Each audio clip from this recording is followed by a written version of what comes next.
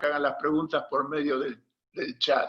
La próxima semana vamos a tener al doctor Barovero que va a hablar sobre Aristóbulo del Valle en los inicios de la UCR en los 130 años de la Revolución del Parque. Bueno, hoy tenemos el alto honor de tener en esta charla al doctor Fernando Manuel Garay, que es abogado recibido en la Universidad de Buenos Aires. Aparte, tiene títulos de Magistri in Legibus, Visiting Scholar y Visiting Scholar en la Facultad de Derecho de la Universidad de Columbia, ambos títulos. Es profesor o ha sido en la Universidad Torcuato Di Tella, Departamento de Posgrado de la Facultad de la UBA, en la carrera de especialización en Administración de Justicia. Es profesor del Departamento de Posgrado de Facultad de Derecho de la UBA, en la carrera de especialización en Derecho Constitucional. Y también en Derecho de Posgrado de la Facultad de Derecho de la UCA. También ha estado en el Instituto de Derecho Constitucional del Colegio de Abogados de San Isidro. Y ha escrito, entre otros libros, Doctrina del Precedente en la Corte Suprema y la Corte Suprema y su independencia, un análisis a través de la historia. Bueno, reiteramos, le damos la bienvenida al doctor Garay y ya nos aprestamos a escucharlo. Doctor Fernando Garay, cuando usted guste. Bueno, buenas tardes, ¿cómo les va? Es un placer estar esta tarde con ustedes para charlar un rato de todas estas novedades legislativas y ejecutivas que ha dispuesto el presidente de la Nación. Primero, al enviar un proyecto de ley de ampliación de la justicia federal en el sentido de ampliar la cantidad de jueces que van a integrar ese fuero y ampliar la cantidad de defensores oficiales, ampliar la cantidad de fiscales, y por otro lado, por vía de decreto, la de crear una comisión que se va a encargar de estudiar el funcionamiento de la Corte Suprema, del Consejo de la Magistratura, del Ministerio Público, es decir, de la Procuración General y del Ministerio Público de la Defensa, y también del funcionamiento del juicio por jurados. Es decir, el proyecto o los proyectos son, yo diría, muy ambiciosos porque tienen una barrida muy grande en lo que es todo el tema de justicia federal. Y la primera pregunta que uno se hace es ¿por qué ahora? ¿Por qué en este momento se lanza el Poder Ejecutivo en una empresa de esta envergadura? Y la curiosidad, si se quiere, estriba en que estamos pasando un momento social, sanitario, económico, de los peores que hemos pasado en el último siglo y algo más.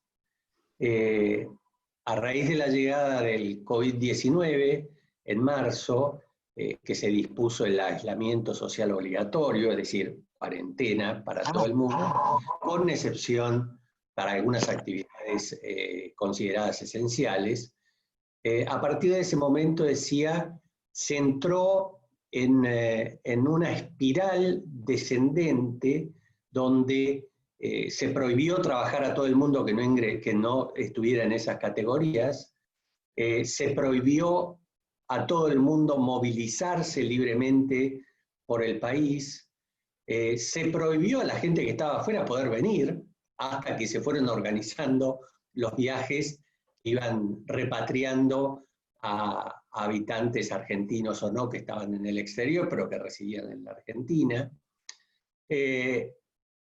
Cuando uno ve este panorama, se equiparon en la medida de lo posible los hospitales y los sanatorios para cuando la diseminación del virus hiciera llegada a la Argentina. El índice de pobreza se elevó de una manera impresionante, no por culpa exclusiva de las medidas que se tomaron, aunque ellas influyeron, es un problema que viene de arrastre, pero sí se está hablando de que este año vamos a tener un 50% de pobres, por ejemplo. Para tomar dimensión de esto, para la gente de mi generación o más grande, y un poco más chica, también recuerdan la época de Celestino Rodrigo, ministro de Economía de Isabel Martínez de Perón en el 75, cuando Celestino Rodrigo lleva adelante su plan, el famoso Rodrigazo, que fue un impacto económico impresionante, en ese entonces el índice de pobreza era del 10% y el índice de desocupación era del 5%.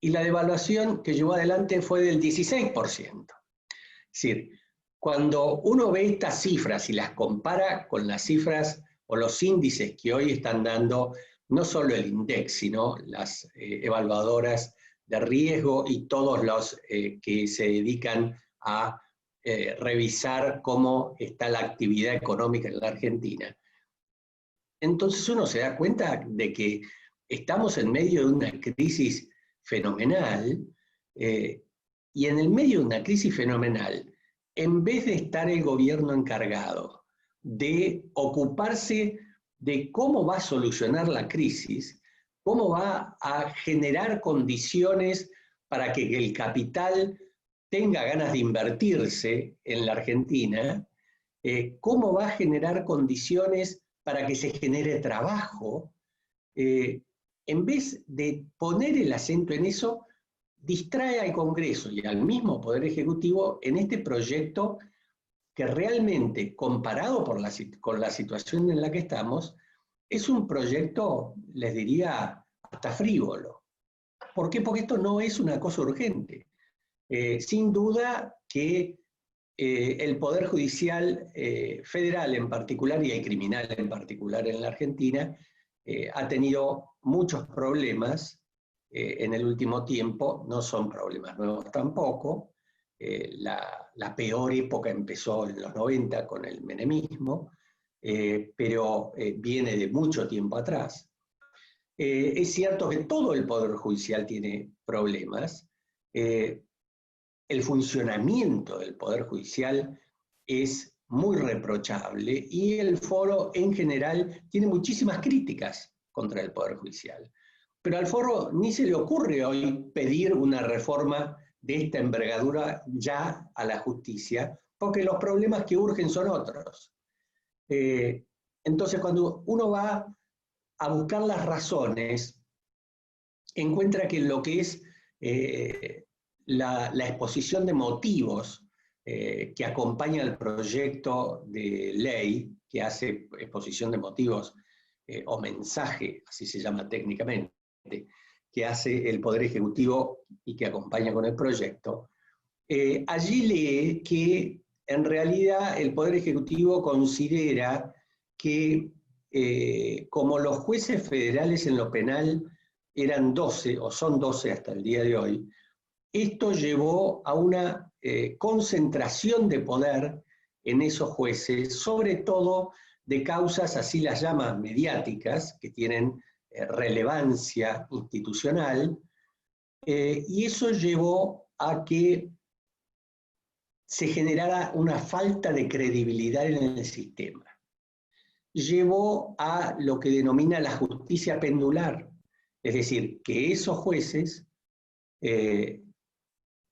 activaban o desactivaban las causas penales según la situación del gobierno de turno y según la situación del nuevo gobierno que podía venir. Entonces, si tenían procesados o denunciados a funcionarios públicos del gobierno actual, esa causa no avanzaba. Si el gobierno actual perdía las elecciones y venía otro partido a gobernar, entonces ahí esas causas se activaban. Esto dice el Poder Ejecutivo en su mensaje que hacían los jueces de este fuero. Entonces, en un momento dice, este modelo no puede seguir más y hay que modificarlo. Entonces usted dice, bueno, ¿en qué se basa el Poder Ejecutivo para esto? Es decir, afirma este estado de cosas, pero ¿en qué lo basa? ¿Hay estudios que respalden esto del Poder Ejecutivo? ¿Los menciona en el mensaje? No hay ningún estudio. Se refiere a estudios que se han hecho, pero son todas generalidades, donde uno dice, bueno, ¿qué más hay? ¿Por qué de 12 jueces federales los va a transformar en 46 jueces federales en la capital? Toda la provincia de Buenos Aires tiene 30. Ahora, solo la capital va a tener 46. Entonces, ustedes vuelven al articulado y lo empiezan a correlacionar con los motivos que enuncia el Poder Ejecutivo, y advierte que si el problema está en que jueces de esos 12, jueces federales penales, se han comportado de manera reprochable, sea, llamémoslo comúnmente, cajoneando causas, sea politizándolas, en vez de proponer su apartamiento vía jury de enjuiciamiento y destitución, no los deja y ponemos más. Entonces ustedes dicen, bueno, ponemos más, pero ponemos más va a ser mejor necesariamente. ¿Por qué más va a ser mejor? ¿Y cómo vamos a elegir a esos más que vamos a poner? Entonces, cuando van al método de selección de esos jueces, ustedes advierten que hay dos caminos. Por un lado, dice, bueno, se crean 23 juzgados nuevos,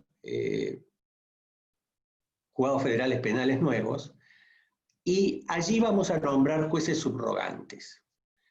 ¿Qué es un juez subrogante? Normalmente un juez subrogante es un juez que es juez en un juzgado y que por licencia, por la razón que fuere, en otro juzgado, ocupa también el lugar del otro juez. Entonces lleva adelante el funcionamiento de dos juzgados. Esto es técnicamente un juez subrogante. Obviamente los que propone el Ejecutivo no van a ser jueces subrogantes, por la simple razón de que esos juzgados no preexistían, y como no preexistían, no había nadie ejerciendo la función de juez. Los llama subrogantes para disimular un poco la situación de que van a ser simplemente jueces interinos. Y ustedes dicen, jueces interinos. ¿Y en la Constitución existen los jueces interinos? Y en la Constitución no existen los jueces interinos. En la Constitución existen los jueces permanentes de manera vitalicia, se dijo siempre, que en realidad no es vitalicia, sino es hasta los 75 años, y a partir de los 75 años o se jubila, o el Poder Ejecutivo, con acuerdo del Senado, le puede renovar el cargo por 5 años más y así indefinidamente. Pero lo cierto es que ese es el tipo de jueces que quiere la Constitución. ¿Y cómo se eligen esos jueces? ¿Se eligen como está establecido en esta ley, de lo que me voy a ocupar ahora?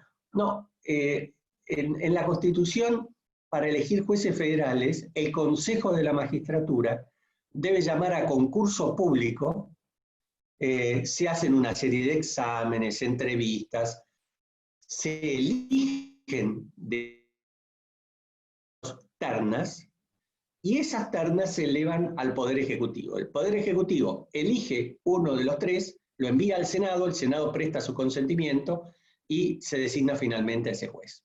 Esta es la forma que manda la Constitución. ¿Cómo se eligen estos jueces subrogantes? Estos jueces subrogantes se eligen así.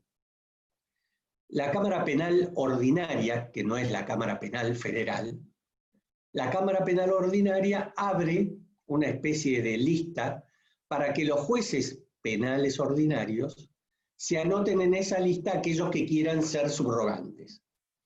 Arma la lista y se la eleva al Consejo de la Magistratura.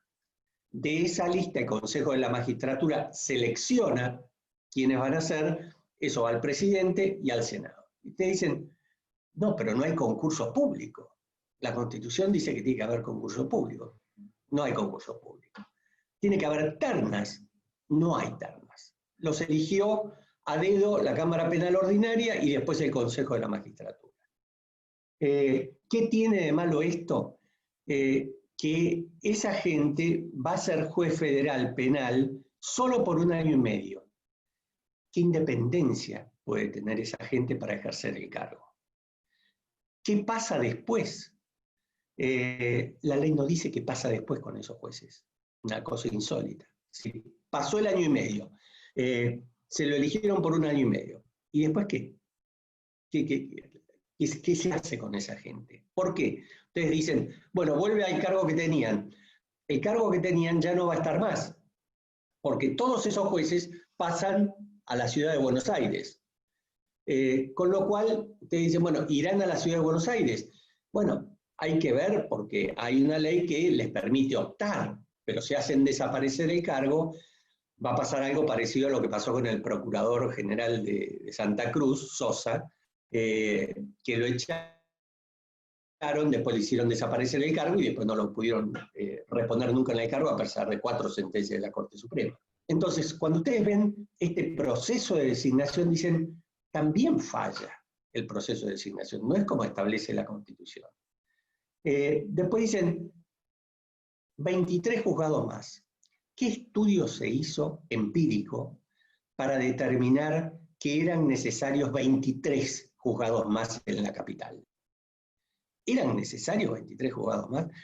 Hablen con quien quieran que sepa de cómo funciona la justicia penal federal y todos le van a decir que es un disparate 23 juzgados más, que van a sobrar jueces o van a tener tiempo de sobra holgadamente, porque de ninguna manera se justifica que haya 23 juzgados más en la capital.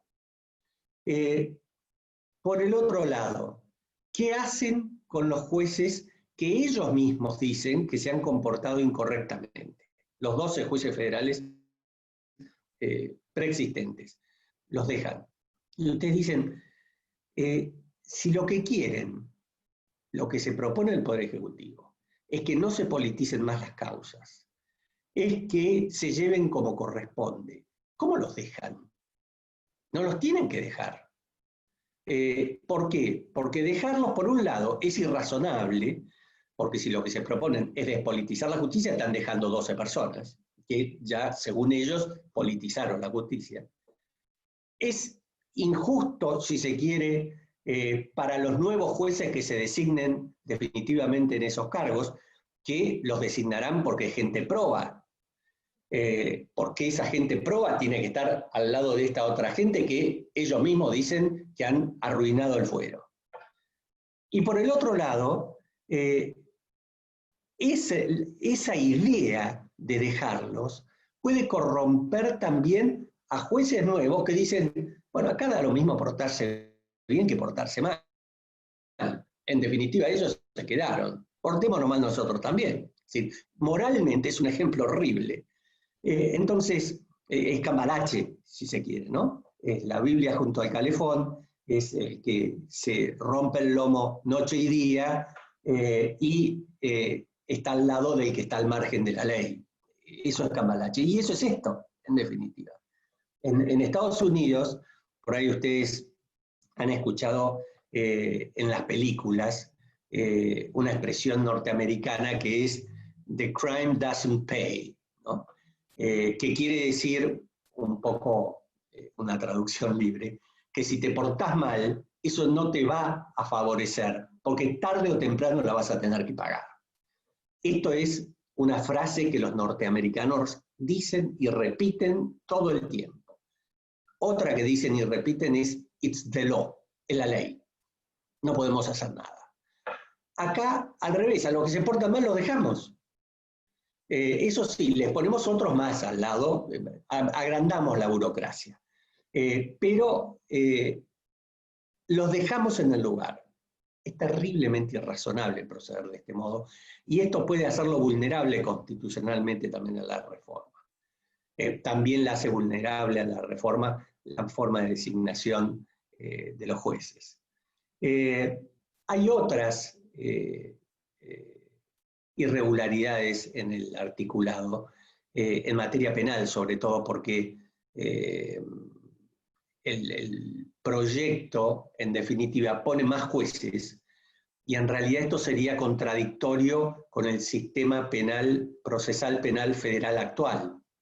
La ley procesal penal se modificó hace poco, y se salió a un nuevo sistema que establece el principio acusatorio, donde tiene un rol predominante el fiscal o los fiscales. Como volvemos a Estados Unidos, como las películas que se ven por televisión, que el fiscal acusa, que el fiscal participa, que el fiscal investiga. Bueno, el Código Procesal Penal está redactado y va en esa dirección. Entonces yo necesitaba mucho más fiscales que jueces. ¿Para qué me traen todos estos jueces? Ahora se pretendió en el Senado arreglar un poco esto, entonces ponen tantos jueces como fiscales, más sigue la fiesta de nombramientos, y ponen más camaristas en el interior, más camaristas federales en el interior, para juntar votos, para obtener votos para que se apruebe la reforma. Y te dicen, sí, pero seguimos en lo mismo. El sistema va a ser distinto. Crean tribunales orales nuevos y esos van a desaparecer con la nueva reforma. De nuevo, porque son tribunales orales de 3 jueces, se vuelve al otro sistema, pero con un fiscal más poderoso. Entonces, cuando vemos el esquema como está organizado, realmente tiene cosas inexplicables. Ustedes dicen, ¿por qué se hizo tan mal? Yo escuché en el Senado a especialistas en derecho procesal penal y en reformas judiciales, Salt, por ejemplo, que habló después que yo en el Senado, que fue propuesto por el gobierno, y que es un tipo de una capacidad en estos temas absolutamente indiscutible. Y él mismo dijo, esto atrasa, esto se da de patadas con lo que es el proyecto, con lo que es el Código Procesal Penal y los principios que informan el Código Procesal Penal.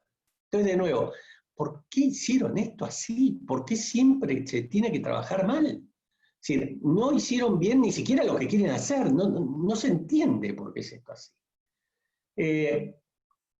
¿Por qué el apuro? ¿Por qué el apuro en hacer esto? ¿Qué necesidad hay? Si no va a ser inmediata la modificación, aunque se apruebe la ley. Primero, el Congreso va a tener que votar partidas presupuestarias para pagar todo esto. Es muchísima plata la que está en juego. Se habla de 3.000, 4.000 millones de pesos. Es probable que sea más, porque esto se decía antes de los arreglos que le hizo el Senado. Tienen que hacerse después los concursos para esos juzgados, porque los jueces, ¿se acuerdan?, eran interinos. Hay que hacer los concursos. Miren, los concursos llevan entre 1 y 3 años mínimo, porque es una maquinaria muy pesada, porque hay que hacer los concursos, hay que armar los concursos, no son solo para estos juzgados, hay como 200 y pico de vacantes también en otros fueros. Se impugnan los concursos, después van a tribunales, se discuten en tribunales. Es muchísimo tiempo. El propio articulado en el artículo 15 lo reconoce esto. Y sin embargo, lo mandan igual. Es como si quisieran a las apuradas, como fuera, poder aumentar ese número de jueces para diluir el poder de los otros, poder que no es que automáticamente los vayan a tener en contra, porque los otros también se van a ver contra la espada en la pared, y es una forma también de dominarlos, es una forma de someterlos. Finalmente, aparece en el Senado la cláusula Parrilli, famosa, que está en el 22 inciso E del articulado, donde se dice que los jueces están obligados a denunciar ante el Consejo de la Magistratura todo intento de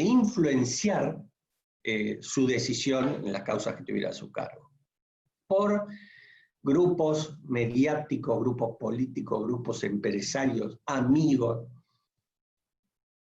ustedes dicen, de nuevo, ¿por qué algo tan torpemente redactado? Fue lo primero que yo pensé, honestamente, cuando leí esa cláusula y el artículo 72 entero, porque es un catálogo de reiteraciones que están en los códigos procesales, por ejemplo, lo que dicen ahí. El juez debe ser imparcial, que debe tratar de manera igualitaria a las partes, todo eso está en todos los códigos procesales.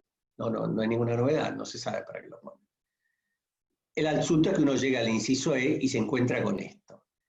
Y después, pensándolo un poco más, dije, no, esto combinado con la sanción que se prevé en el artículo 73, automáticamente es una forma de agredir la independencia de los jueces. ¿Por qué? Porque el juez está obligado a denunciar todo intento de presión, de influencia. ¿Qué significa todo intento de influenciarlo? En principio uno podría decir, bueno, estamos hablando de una conducta que exige un estado de ánimo subjetivo del juez. Él tiene que sentir que lo han intentado influenciar. Por ahí el juez no siente que lo intentaron. Y por ahí siente que lo intentaron influenciar, pero no le importa nada. Por ahí fue un comentario que se dijo o que se exteriorizó en un reportaje que se publicó en un diario, por televisión, por lo que fuera, por el medio de comunicación que le quisiera. Y él no lo escuchó, pero lo escuchó otro juez. Y el otro juez dice, ¿cómo? Están tratando de influenciarlo a fulano de tal. Y él no hizo la denuncia, la hago yo. Entonces empieza una cadena de delaciones horripilante. Basta imaginar lo que puede llegar a ser esto para darse cuenta de que la propuesta es un disparate.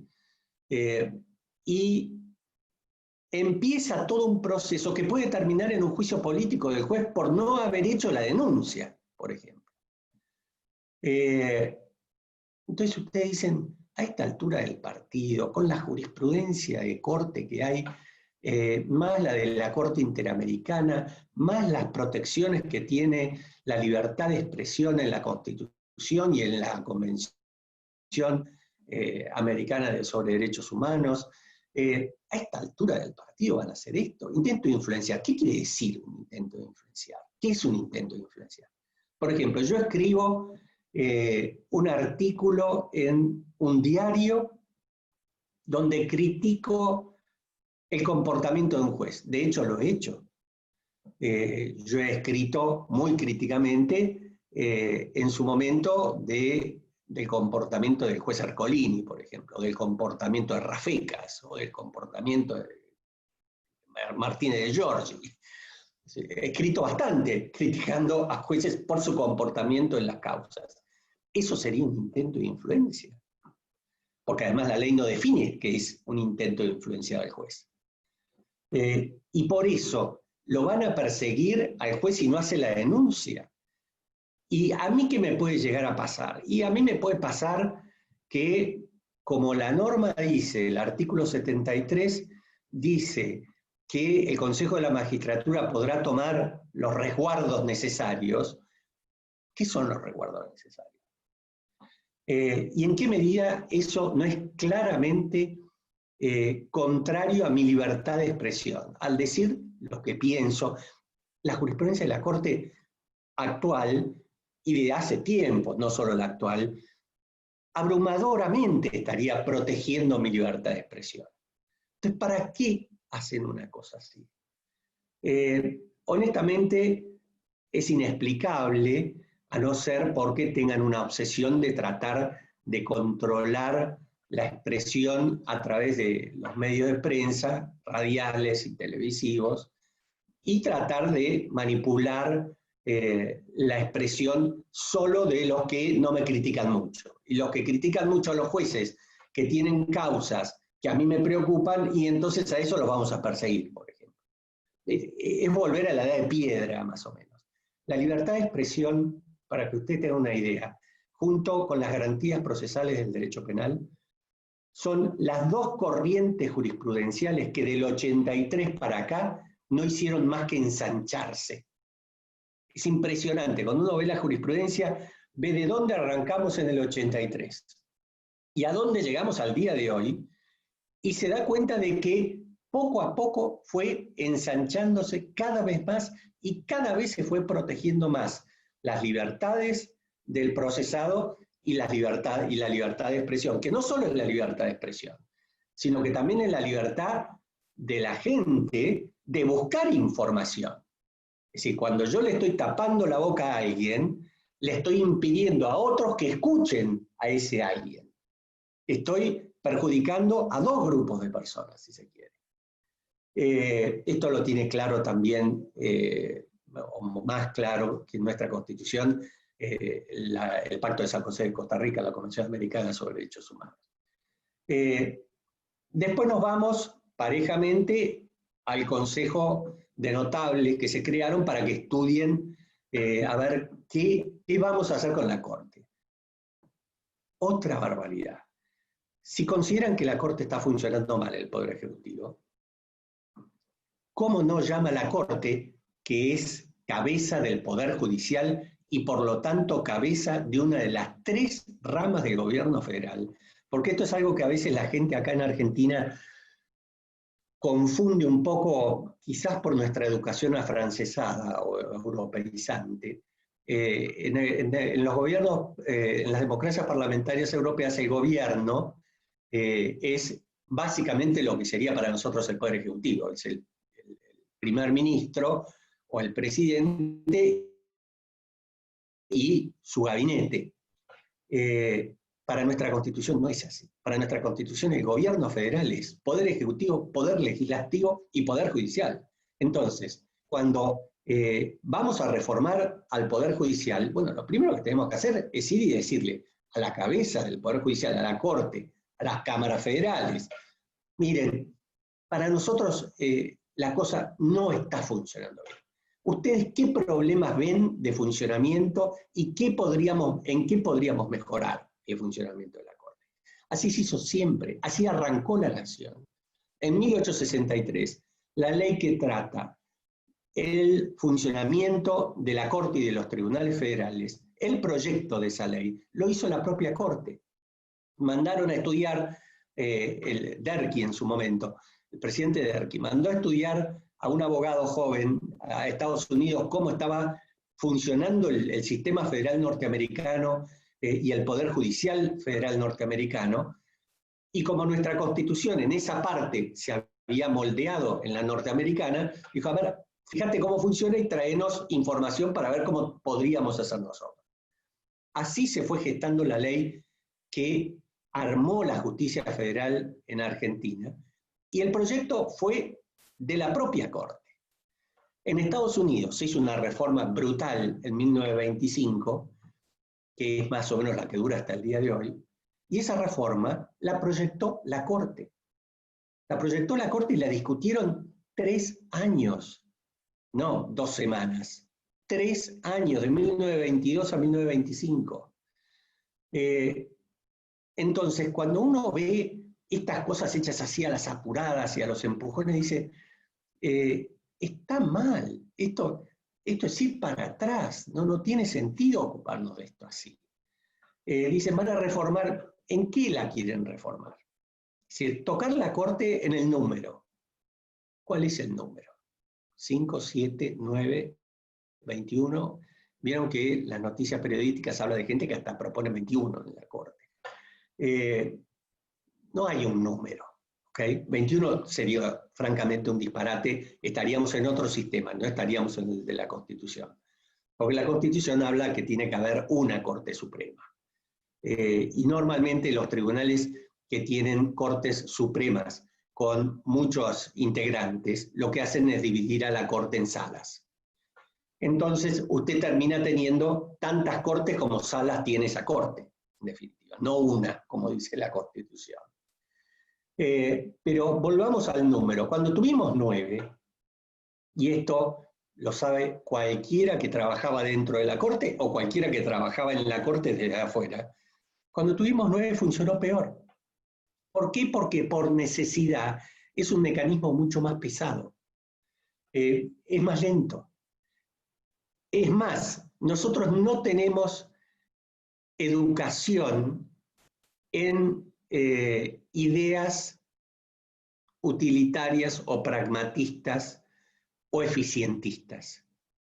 Es más, es medio mala palabra hablar en Argentina de órganos eficientes o de soluciones pragmáticas. Los anglosajones las tienen. Entonces ellos con 9 se buscaron un par de decisiones, un par de mecanismos que los hacen realmente ir rápido a pesar de que son 9. Acá con 5 vamos despacio, con 9 ya probamos y vamos más lento. ¿Por qué vamos a ir más rápido? ¿En qué van a mejorar que haya 9? Otro problema que existe con esto, cuando usted divide en salas. Bueno, dividimos en salas, ¿y qué van a hacer con las salas? Bueno, una sala penal, una sala laboral, una sala comercial, una sala civil, pero la Corte no tiene competencia laboral, penal, civil. La Corte tiene competencia en temas federales, constitucionales, que puede presentarse en un tema laboral, penal o civil, como puede no presentarse en un tema laboral, penal o civil, puede presentarse en un tema administrativo. Lo que importa es que en ese caso, por ejemplo, esté en juego la violencia o no hacia una garantía constitucional. Y esto puede pasar en un tema penal, civil, lo que fuere, pero es en lo que tiene que especializarse la Corte y la gente que trabaja en la Corte, es en eso, en garantías individuales. En, si se quiere hoy, interpretación de los tratados internacionales de derechos humanos, pero no en temas civiles, comerciales, penales, laborales. Eso es derecho común y la Constitución le prohíbe a la Corte meterse en esos temas. Expresamente se lo prohíbe. En el artículo 75, inciso 12 y en el 116. Entonces, la gente que dice de dividir en salas por materias se equivoca, no conoce la Constitución. Están viendo otros sistemas, como el europeo, por ejemplo, en los países no federales, como Francia, España, Italia, que no tienen una organización federal, donde los problemas que en un federalismo se presentan, a ellos no se les presentan. Entonces, así tiene sentido que arriba tengan, por ejemplo, Francia, una corte de casación de temas civiles, comerciales, penales. ¿Por qué? Porque es un país, llamémosle unitario, no es federal como nosotros.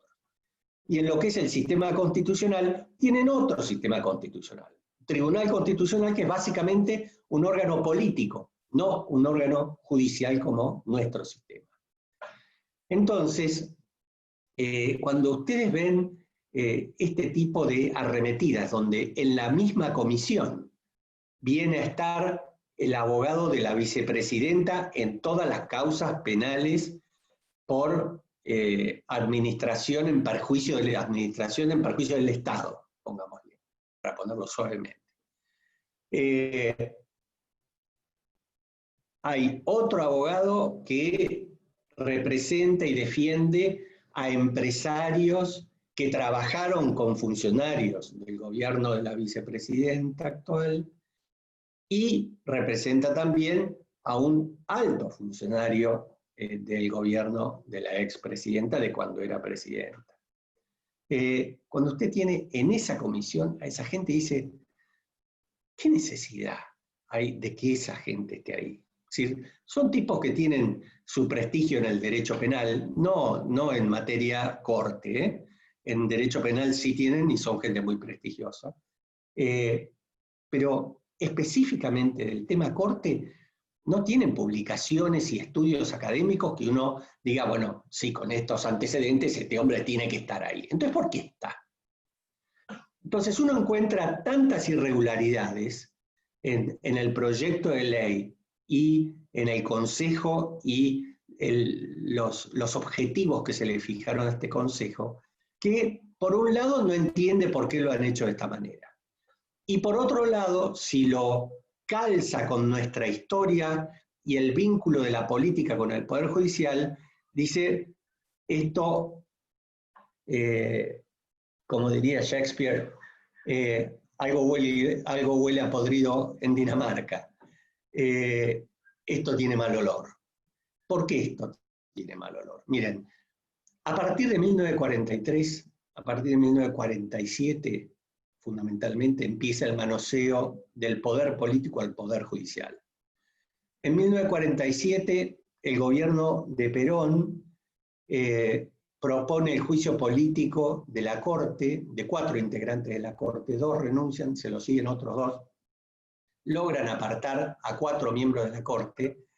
El quinto lo había designado Perón con Farrell en el gobierno, en el golpe del 43, así que a ese no lo tocaron.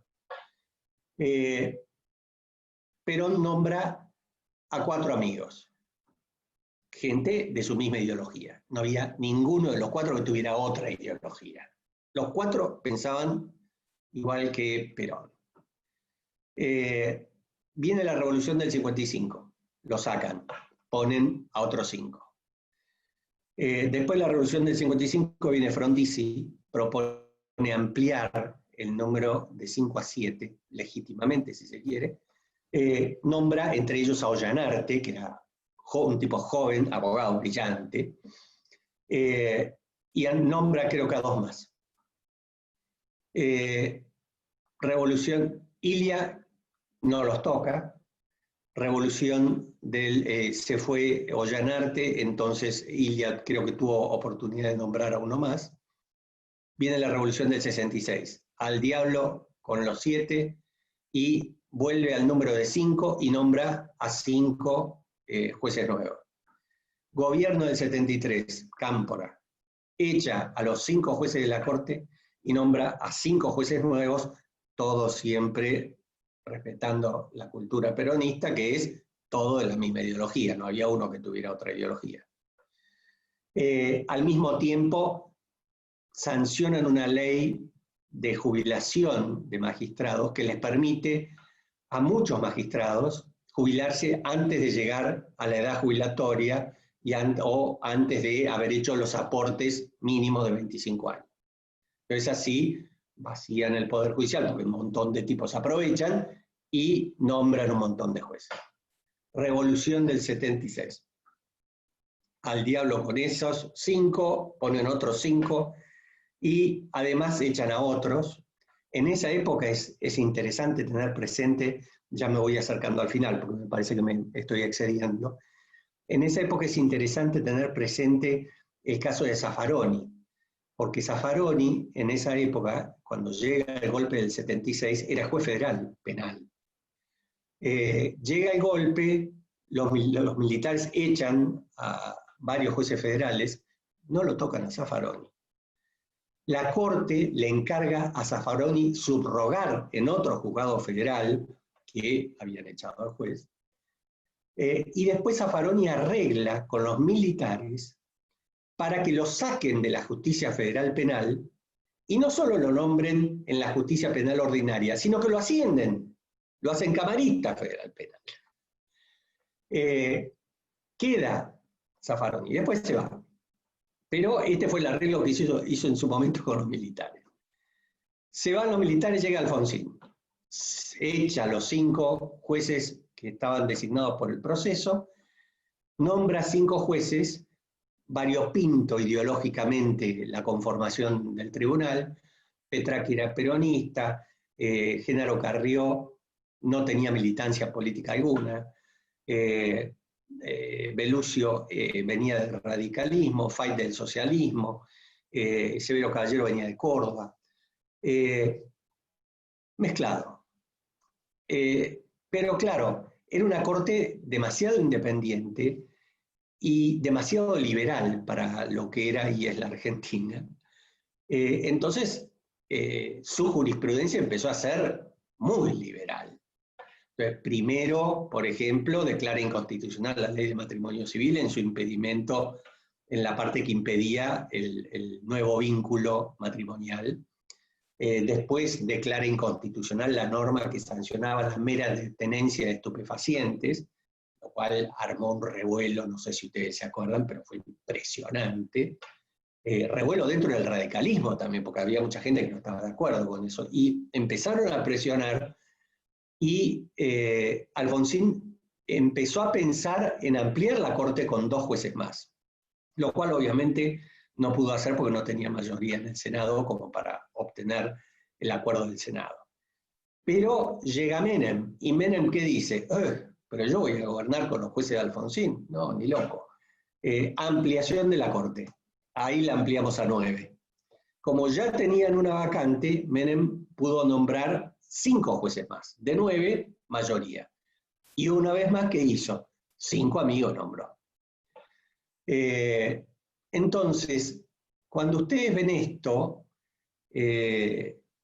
después vino Duhalde, quiso hacer juicio político a toda la corte, fracasó. Después vino Menem, le hizo juicio político a un par, algunos otros renunciaron. Tuvo una transición más civilizada, si se quiere. Pero fíjense la de idas y vueltas y manoseos del Poder Judicial. Y ustedes ven lo que se está haciendo ahora, y fácilmente dicen, ¿por qué ahora no se está queriendo hacer lo mismo? El poder político ha sido un desastre con el Poder Judicial. Porque en definitiva, yo no sé si el poder político mayoritariamente quiere un sistema como el que propone la Constitución Nacional, de jueces independientes, y de jueces probos, y de jueces intelectualmente elegidos entre los mejores. Porque además, cuando vemos, yo les diría a esta altura, decenas de designaciones que se han hecho de jueces que jamás podían ocupar ese cargo, básicamente porque no estaban preparados para eso, del 83 para acá, antes también, pero hablemos del 83 para acá. Entonces uno junta todo esto y dice, bueno, no tengo por qué pensar que esta gente es diferente de los políticos anteriores, porque en definitiva está haciendo lo mismo que han hecho políticos anteriores, y en vez de tomar la designación de los jueces como una cuestión de Estado que debe consensuarla con el partido o los partidos de la oposición, ponerse de acuerdo en qué reforma quieren hacer y qué justicia queremos tener, porque venimos de una justicia renga, sin duda que venimos de una justicia renga, no, vuelven a hacerlo ya queriendo imponer solamente el número. Entonces, cuando uno ve esto, dice, para mí, hoy por hoy, es más de lo mismo. Con lo cual, me parece que la situación actual es altamente preocupante, ¿no?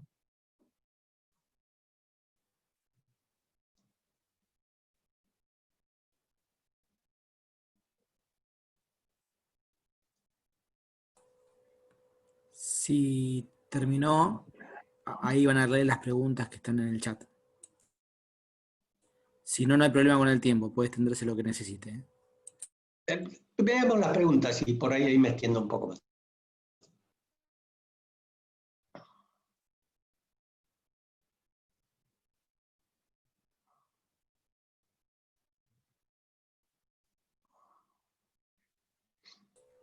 Juan Carlos, tenés para reactivar el audio.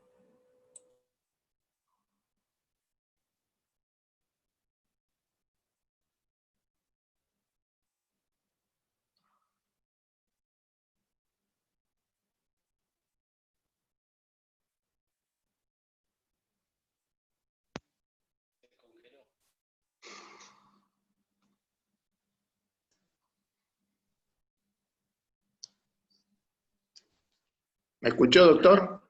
No, no escuché nada. Bueno, Recién ahora se escucha. lo reitero, no hay problema, no hay problema. Hay un agradecimiento a participar en la charla, que ha sido muy buena, y dice, esta ley, la pregunta, esta ley de ser aprobada es claramente inconstitucional, de ser atacada la constitucionalidad de la misma no sería la solución para evitar este aquelarre jurídico. Y complementa. Hoy, con 12 jueces federales, tenemos 12 problemas. Con 43 tendríamos 43 problemas. Ahí está la pregunta.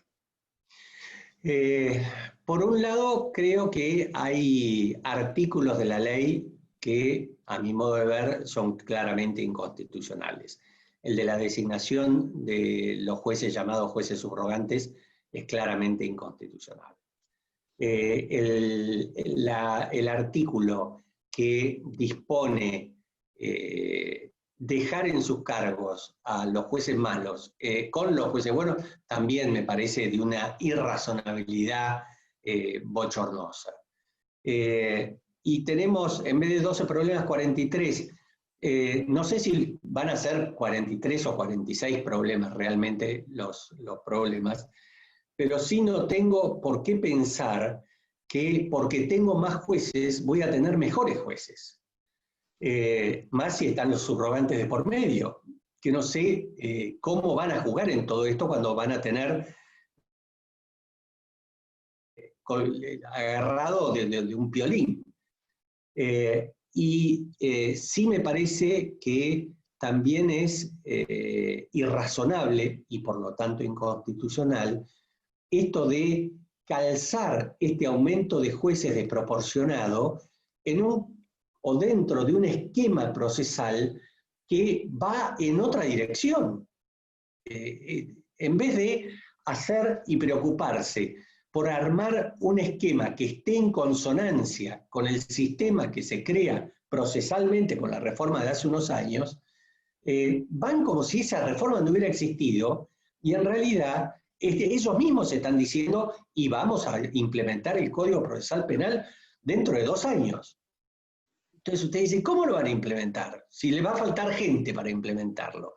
Porque además todo esto es tremendamente costoso. Van a tener que comprar inmuebles, van a tener que equipar los inmuebles, porque tribunales están en un estado deplorable ediliciamente. Hay tribunales que son una vergüenza, los tribunales laborales, es terrible la situación en la que están. Comodoro Pi no da abasto. La Cámara de Seguridad Social y los tribunales federales de seguridad social, un desastre, no tienen lugar ni para poner los expedientes. Entonces, cuando uno ve la realidad de tribunales entera, dice, ¿cómo se les ocurre hacer este disparate? ¿Por qué? Porque van a concentrar fondos en un sector para implementar un sistema que se da de patadas con el sistema que esa misma gente va a tener que implementar y les va a faltar gente. Y por otro lado, proponen la creación de juicios por jurado, por ejemplo, con lo que honestamente yo estoy de acuerdo, querría probar, a ver de qué se trata, en varias provincias hay, y no andan peor que los jueces abogados, y eso es mucha plata, porque movilizar 12 personas, bancar 12 personas durante todo lo que duren las audiencias del juicio, proteger 12 personas de posibles amenazas que puedan sufrir en casos importantes, todo eso necesariamente tiene que tener atrás un estudio económico-financiero, que esto no lo tiene. Entonces, cuando uno ve semejante improvisación, dice, bueno, desde varios ángulos, esto va a ser atacado constitucionalmente y probablemente va a prosperar esos ataques que sufran constitucionales, ¿no? Bueno, acá más o menos hay una opinión que está de acuerdo con la suya. Dice, no se justifica de ninguna manera esta supuesta reforma. Hay fueros que se encuentran con enormes dificultades, como el previsional y el laboral, que pareciera ser que no importan. No sé si quiere agregar alguna palabra, doctor Garay. Miren, justamente, la concentración de mayor trabajo de la Corte proviene de 3 fueros, si se quiere. Temas penales, por un lado, sean federales o no sean federales, temas administrativos y temas laborales y previsionales. Estas 3 o 4 patas es el 80% del trabajo de la Corte. Temas penales es el Estado el que está de por medio, porque es el Estado el que lleva adelante la acción, siempre frente al imputado. Temas administrativos es el Estado porque es el demandado o el actor. Es decir, en 2 temas ya los tenemos al Estado. Previsionales es el Estado que es el demandado porque no le pagan los jubilados. Entonces son los miles de causas que hay de jubilados contra el Estado, causas que el Estado apela hasta llegar a la Corte, habiendo perdido en primera instancia, administrativamente, en la Cámara, van a la Corte. Cuando por otra parte el Estado se ha comprometido en una solución a la que llegó en un reclamo ante la Comisión Interamericana hace unos años, se ha comprometido a no apelar las causas previsionales. Las apela igual. Entonces, cuando ustedes ven esto, dicen, de los 4 temas, 3, el que lleva trabajo a la Corte es el Estado. Y siempre está metido el Estado. Siempre en los temas laborales. Ustedes ven cómo se trabaja en previsional. Yo he tenido oportunidad de ver cómo se trabaja en previsional. En algunos casos es hasta casi inhumano, le diría. Lo que pasa es que uno en tribunales se acostumbra a muchas cosas. Y a tener por ahí una oficina horrible, una oficina en mal estado de aseo, a no tener elementos para que realmente esté en condiciones, a tener equipamiento obsoleto. Esto en primera instancia en las cámaras, les diría, en laboral y en seguridad social, en penal, es bastante común. No es algo que uno dice, bueno, no, es cierto que hay algunos lugares, no, es bastante común. El estado de los edificios, si ustedes hablan con los responsables de la parte de arquitectura del Poder Judicial, bueno, ellos les van a decir lo que es el estado de los edificios. Todo esto hace a ese paquete de cosas preexistentes, más urgentes, en un sentido que estas que están atacando ahora. Entonces, es inexplicable. Bueno, acá hay una expresión de muchas gracias, doctor Garay, por la excelente exposición. Y preguntan, ¿pero usted no estima que resulta necesaria una ampliación en la cantidad de juzgados existentes, dado el cúmulo de causas en los fueros en los cuales se pretende la reforma? Es probable, pero no en este momento. Sí. Reforma en el Poder Judicial estoy seguro que hay que hacer. Hay que hacer unas cuantas reformas. Y hay que hacer, formar comisiones por fuero, ver qué problemas hay, cuáles son las causas que originan esos problemas y cuáles son los remedios que vamos a instrumentar para combatir esas causas. Todos los fueros, no el fuero penal federal. En el fuero penal federal probablemente se necesite ampliar en mucha menor medida, pero hay que hacer antes un estudio de campo que le determine a usted cuántas causas están llevando los juzgados federales, criminales y correccionales en total, cómo se distribuyen esas causas y cuál sería idealmente la cantidad de causas que puede llevar razonablemente un juzgado. Entonces, una vez que usted hizo ese estudio, dice, bueno, entonces voy a necesitar tantos juzgados. ¿Cuánta plata tengo? Segunda pregunta. Y tengo 15 pesos y necesito 100. Bueno, veo que puedo hacer con 15. ¿Por qué? Porque el gran esfuerzo que yo tengo que hacer hoy es para atender a los que no tienen nada. Esta gente toda tiene mucho. Esto se ocupa de los funcionarios públicos, básicamente. Quienes van a federal penal son los funcionarios públicos por delitos cometidos con ocasión de su trabajo, o son los empresarios que contratan con funcionarios públicos, o son evasores impositivos. no es el pueblo, no es la parte de la sociedad que más está sufriendo hoy las consecuencias de la crisis económica, financiera y de salubridad que estamos viviendo todos. Esa gente, si yo me quiero ocupar de esa gente en materia judicial, tengo que ir a laboral, tengo que ir a previsional, tengo que ir a civil, ¿ok? No tengo que ir a federal penal. Entonces, en federal penal es probable que, hay que hacer un estudio, lo repito, que sea necesario crear nuevos juzgados, va a ser necesario lugar donde poner los nuevos juzgados, y va a ser necesario hacerse cargo de las manzanas podridas que hay en federal penal y excluirlas, sacarlas del cajón, porque si no van a seguir pudriendo y pueden llegar a contaminar más todo su entorno. Entonces, yo antes de poner gente me preocuparía por sacar los que no pueden estar ahí. Y después, si tengo recursos y si es prioritario, veré a quién pongo. Sí, acá hay una expresión acerca del sentido republicano que dice, si se profundizan estos toqueteos a uno de sus poderes, ya que está el legislativo herido, ¿qué es lo que pasaría? Y otra que se complementa, que dice, respetar la independencia del Poder Judicial es fundamental para la República. Es decir, ¿usted qué vería en esta deficiencia que está habiendo en dos poderes, que uno está paralizado y el otro semi? ¿Cuál sería su nosotros venimos con una práctica democrática histórica bastante deficiente.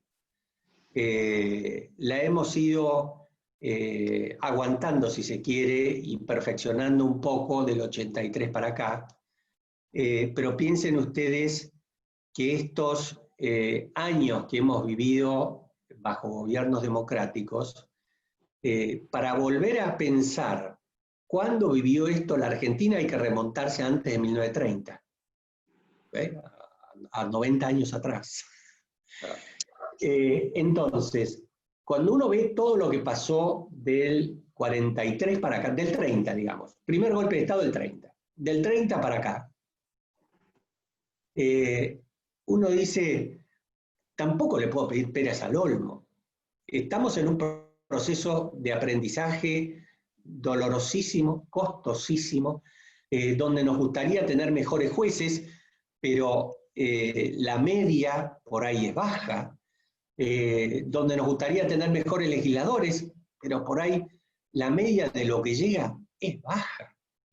Y tenemos que seguir peleando para mejorar y para levantar un escaloncito y otro escalón más esa media, pero no se pueden hacer maravillas en esto, no hay magia.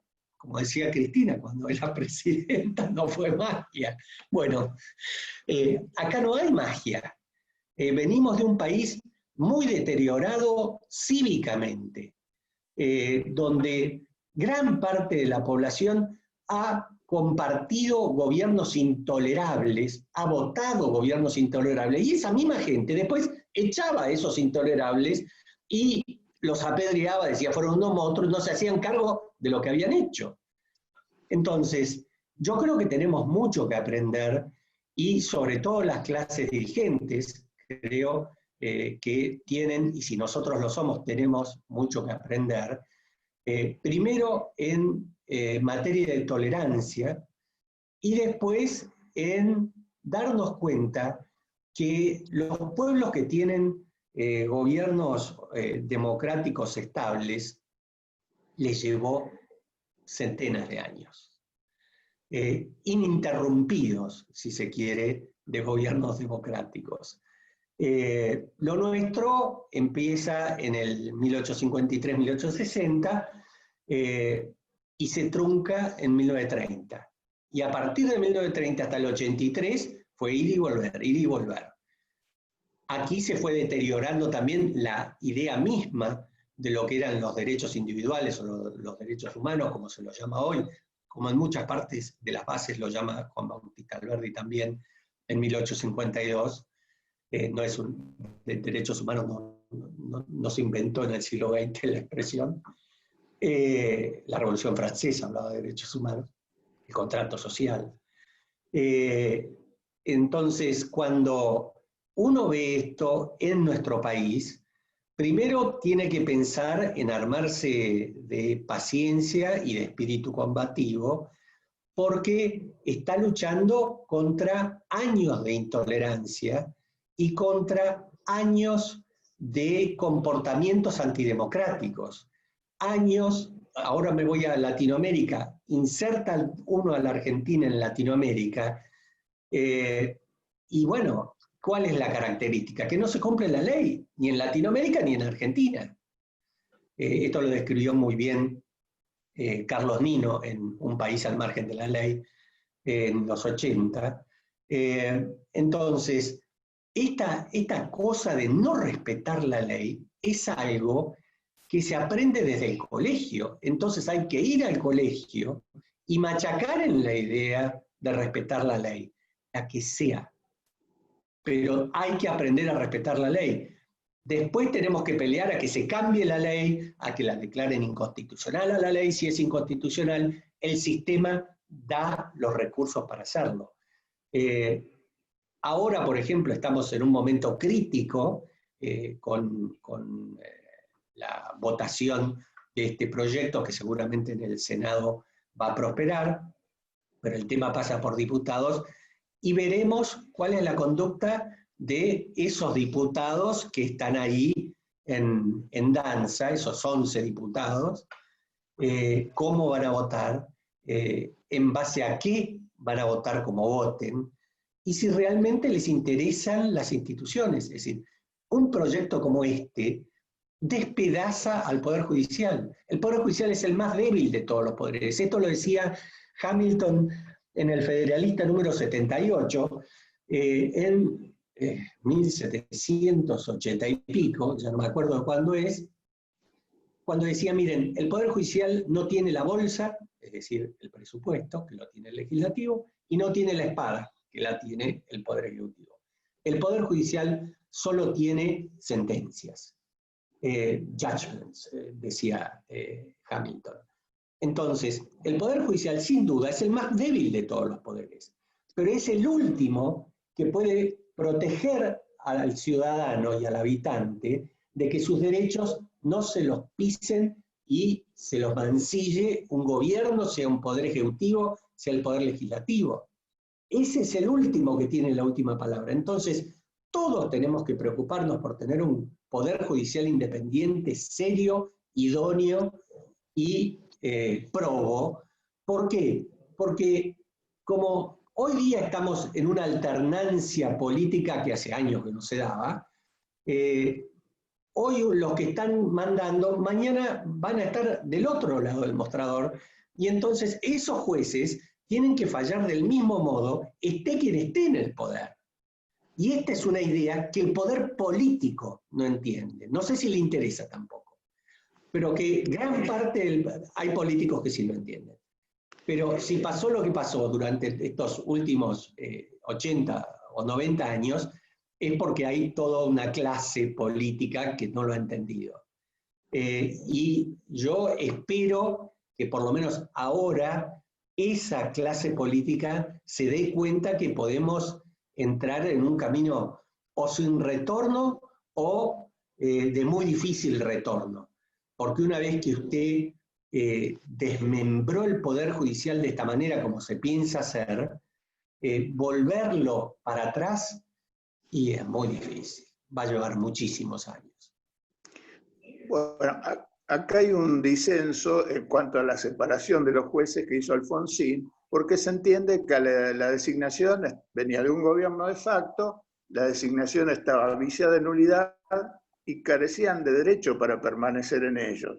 Además, no amplió el número de jueces, sino que designó una corte a la que en el partido gobernante solo colocó 2 personas. Esta sería una parte, y se complementa para ir ya terminando esta jornada, acerca de la conducta que tendría que tomar la oposición. No dar quórum o negociar cargos sabiendo que igual va a salir la ley? ¿Piensa que se van a obtener las mayorías para aprobar y esto va a terminar en tribunales? Mire, primero déjeme volver a la corte de Alfonsín. Perfecto. Porque por ahí lo que dije no se entendió bien. Desde ya que Alfonsín tenía todo el derecho del mundo a nombrar a la corte que nombró. Y desde ya que por suerte no dejó a la corte que venía de los militares.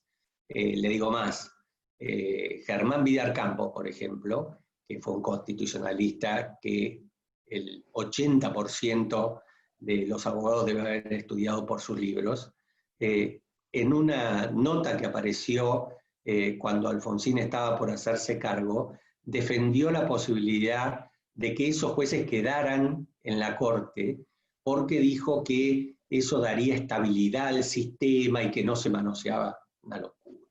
Bueno, por suerte Alfonsín eso no lo respetó, y como dije antes, nombró una corte ideológicamente variopinta.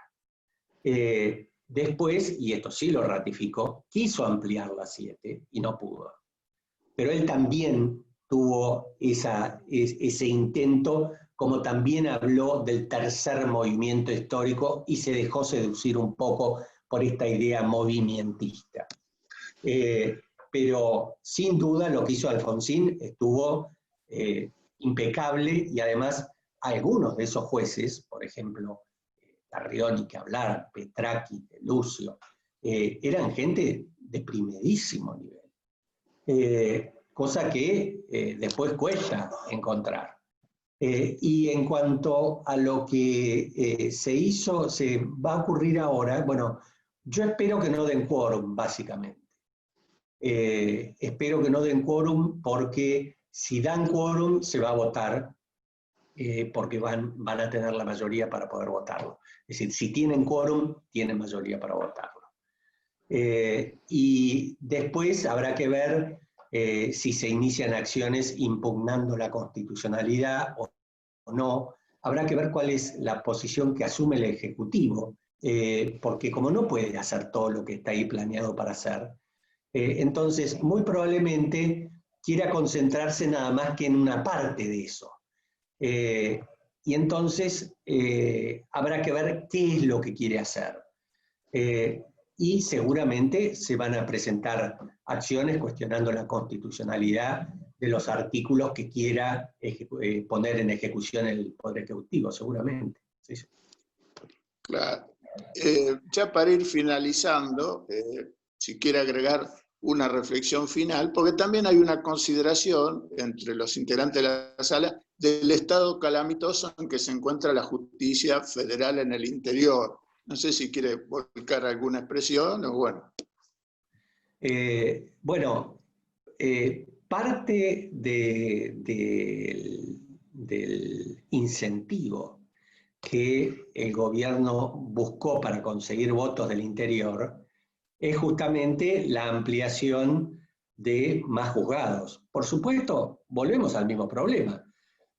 ¿De dónde van a sacar la plata? ¿De dónde va a salir la plata? Y además, para los juzgados nuevos va a haber plata. Y para los que ya están en un estado, algunos tribunales calamitosos. Es una vergüenza en los lugares donde sesionan los juzgados federales en algunas provincias.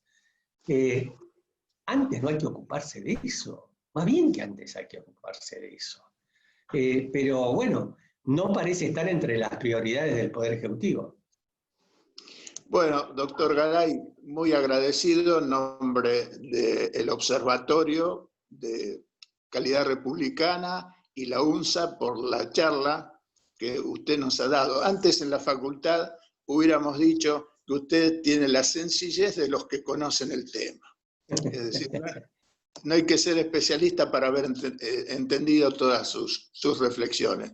Muchísimas gracias, doctor, y bueno, le agradecemos en nombre de las dos instituciones. Muy buenas tardes para usted. Buenas tardes y gracias a ustedes, fue un placer. Para los